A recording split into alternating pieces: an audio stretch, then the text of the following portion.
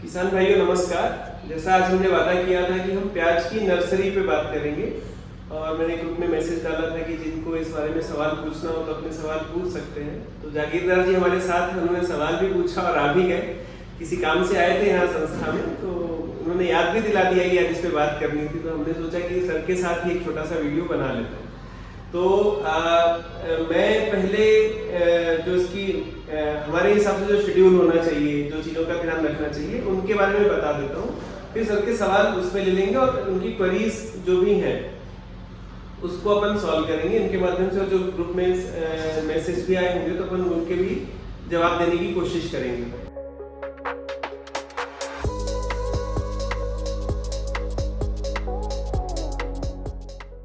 सबसे पहली चीज ये है कि प्याज की नर्सरी थोड़ी हल्की जमीन में डालें। अगर बारिश की अभी डाल रहे हैं जल्दी तो है ना, मतलब बहुत गहरी जमीन हो, काली मिट्टी हो तो थोड़ा बचना चाहिए। पर नहीं बच सकते तो एक चीज का ध्यान रखें कि बहुत गहरी जुताई ना करें उसकी। बिल्कुल एकदम मखमल जैसी गहरी एकदम दबने वाली मिट्टी वो ना बनाए। क्यों ऐसा मैं बोल रहा हूँ, वो इसलिए क्योंकि आप जितना भी उसको गहरी जुताई करेंगे, बारिश आएगी और पूरा वो पानी से उतना एरिया सोख हो जाएगा, वो पानी को रोक लेगी और उस पर आपका जो भी पौधा है वो उगेगा और उगने के बाद उसमें फंगस लगेगी और मरेगा। तो इसलिए आप उसको बहुत गहरा ना जोतें। ऊपर 4 से 6 इंच काफी है, उतना आप भले रोटावेटर से, भले सिंपल पत्थर जिसको आप लोग बोलते हैं उससे तैयार कर लें। दूसरी जो सावधानी रखनी चाहिए आप लोगों को कि बीज की दर जो है वो 14 किलो के आसपास रखें प्रति बीघा। मतलब 1 बीघा एरिया में अगर आप नर्सरी लगा रहे हैं, 27,500 स्क्वायर फीट में अगर आप लगा रहे हैं तो उसमें 14 किलो के आसपास कण आपको डालना चाहिए, ताकि वो थोड़ा दूर दूर रहे। बहुत घनी आप डालेंगे वो भी ठीक नहीं है।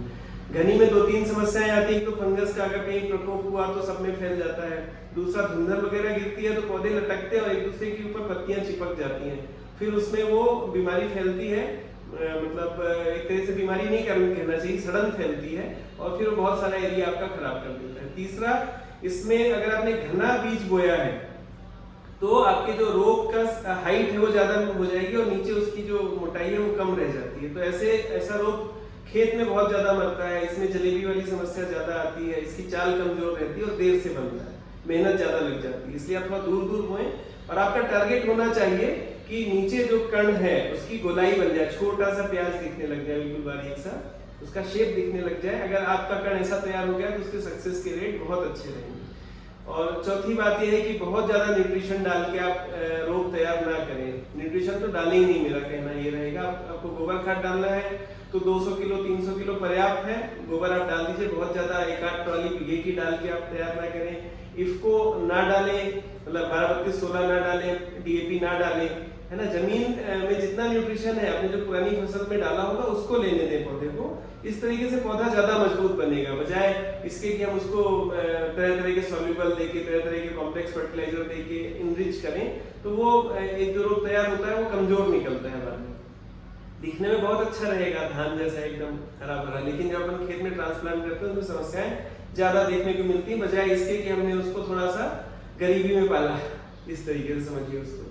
तो ये मोटी बातें हैं जिनका आपको ध्यान रखना चाहिए। मैं एक बार फिर से दोहरा देता हूँ, बहुत गहरी जुताई नहीं करनी है।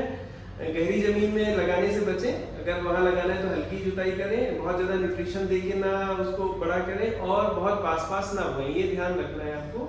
अब इसमें डालना क्या क्या है तो आप ये समझिए कि अगर फंजीसाइड की जरूरत पड़ती है तो M45 और एमिस्टार ये बेस्ट फंजीसाइड है। ब्रॉड स्पेक्ट्रम में इनका यूज कर सकते हैं। कीटनाशकों की जरूरत पड़ती है तो प्रोफेनोफॉस साइपरमेथ्रिन का जो मिक्सचर आता है वो आप प्रयोग कर सकते हैं। जरूरत पड़ने पे थ्रिप्स के लिए जंप वगैरह का इस्तेमाल किया जा सकता है, मतलब आपका फिप्रोनिल आता है जो वो यूज हो जाएगा। फिर आप इसमें इमामेक्टिन का इस्तेमाल कर सकते हैं, थोड़ी बहुत इल्ली आती है तो इससे काम हो जाता है।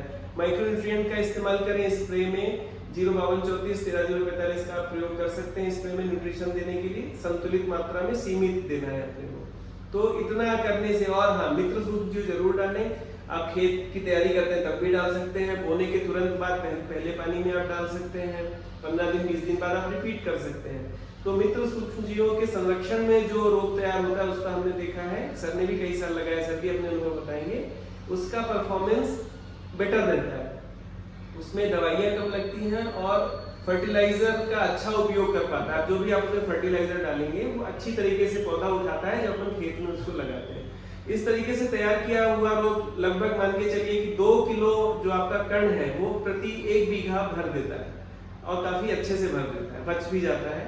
तो वैसे आइडियली होना चाहिए 1 किलो 800 ग्राम के आसपास रोप से बीघा भरना चाहिए, पर ये एक मोटा मोटा बता रहा हूँ मैं आपको, 2 किलो से बीघा भर जाता है। इस तरीके से आप करेंगे तो आपकी समस्याएं बहुत कम आएंगी और आपका सक्सेस का चांस बढ़ जाएगा।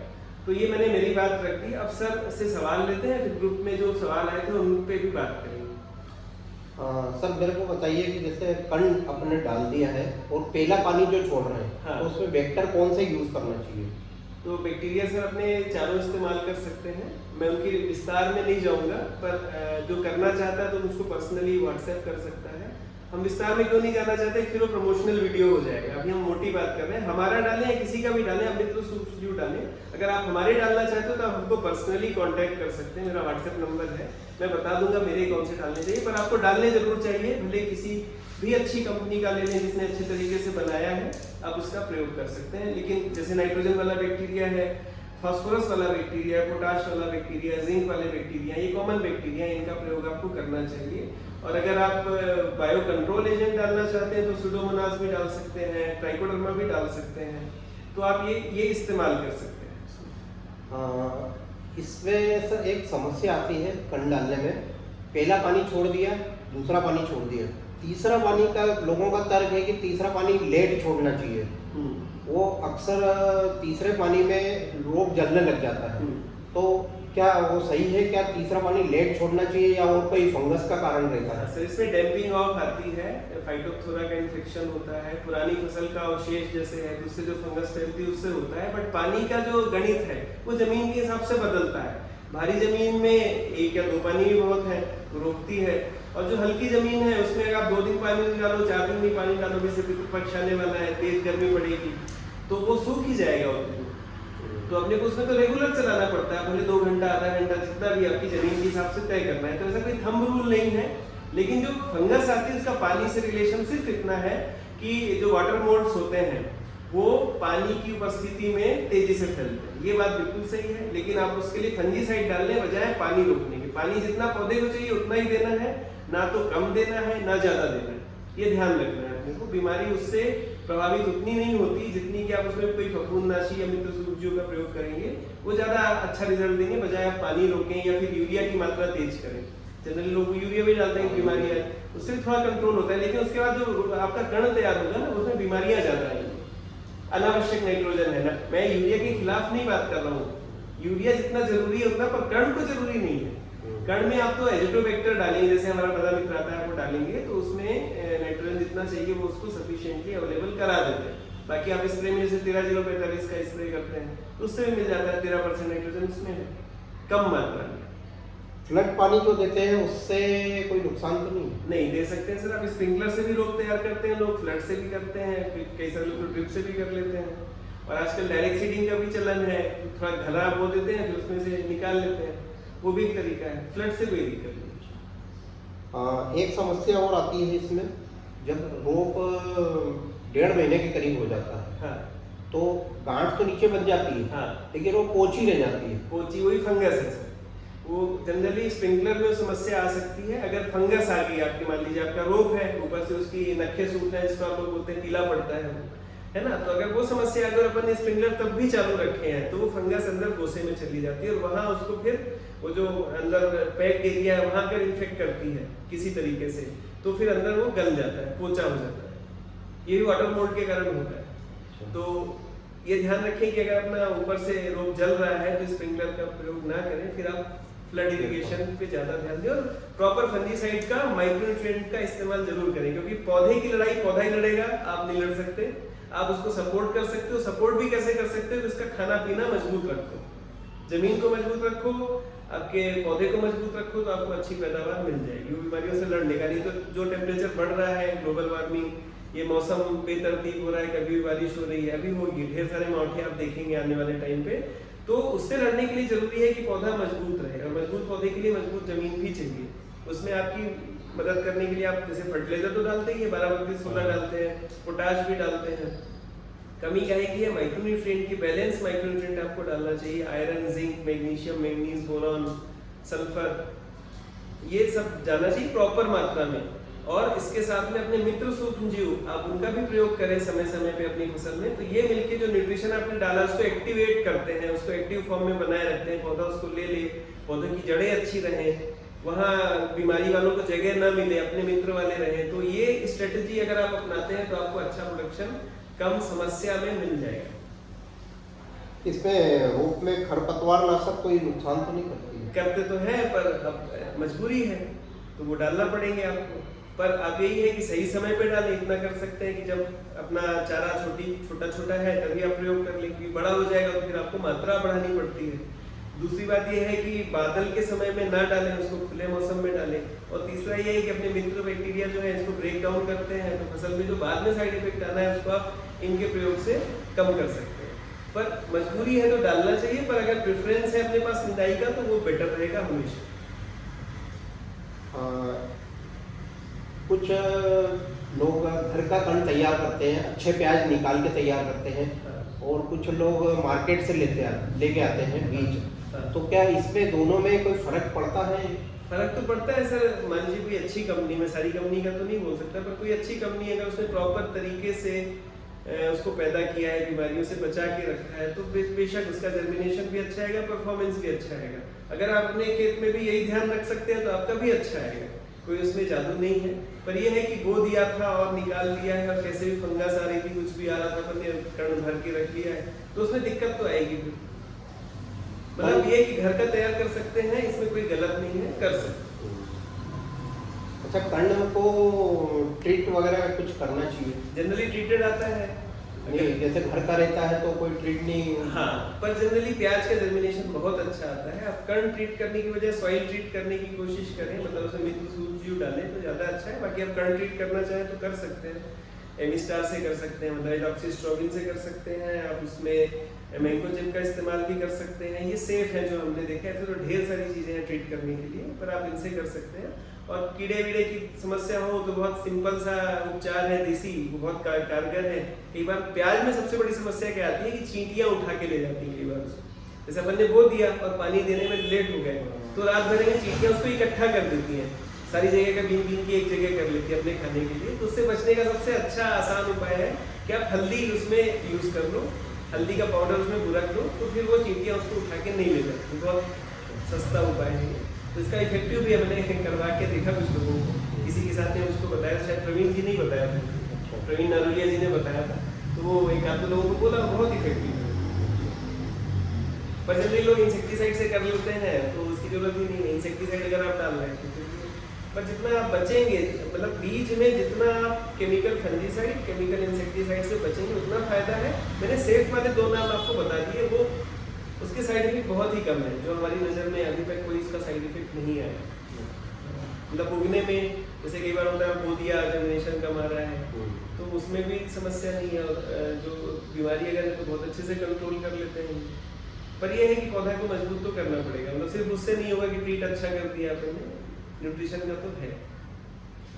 अच्छा, इसमें मैंने ये देखा है कि कुछ प्याज में एकदम पतला छिलका रहता है और कुछ में मोटा रहता है। हाँ। वो पतला छिलका जो रहता है वो टिकाऊ कम रहता है।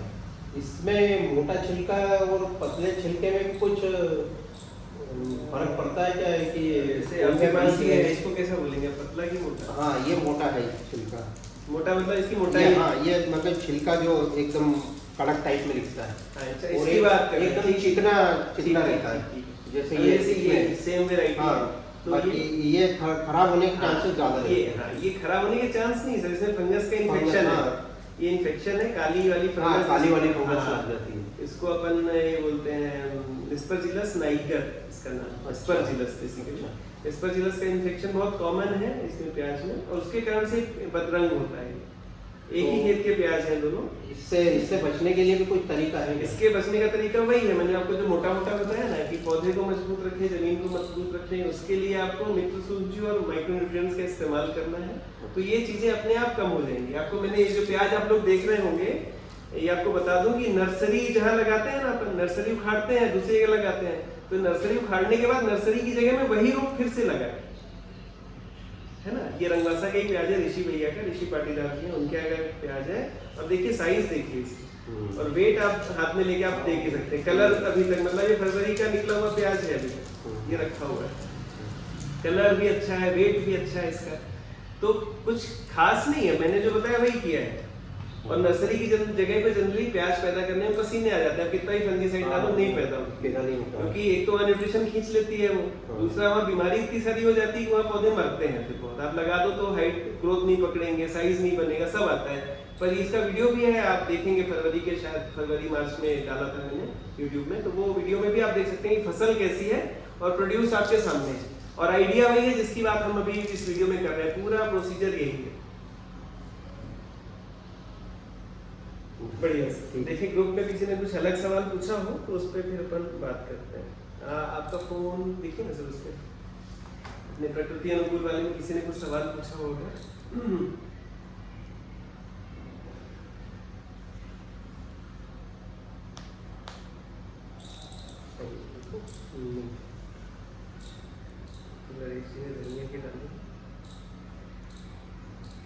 आपने ये पूछा था कि 15-20 दिन की नर्सरी में जो पौधे सूखते हैं तो उसके कारण तो मैंने आपको बता दिया, फंगस है, ठीक है। फिर ये आलू का सवाल हुआ जिप्सम वगैरह का, ये मयंक भैया बोल रहे हैं कि सूखने की समस्या हर बार आती है, तो ठीक है, इस पर बात हो गई अपनी। और कोई खास सवाल नहीं, बाकी सवाल तो आपने पूछ ही लिए हैं। तो मेरे ख्याल से लगभग सारी चीजें कवर कर ली हमने, है ना। तो आपको अगर जानकारी अच्छी लगी हो तो अपने मित्रों से भी ये वीडियो शेयर कर सकते हैं, आप सब्सक्राइब कर सकते हैं ऐसी जानकारियों के लिए, और अपनी सवालों के जवाब जानने के लिए वेक्टर से आप जुड़े रह सकते हैं। धन्यवाद।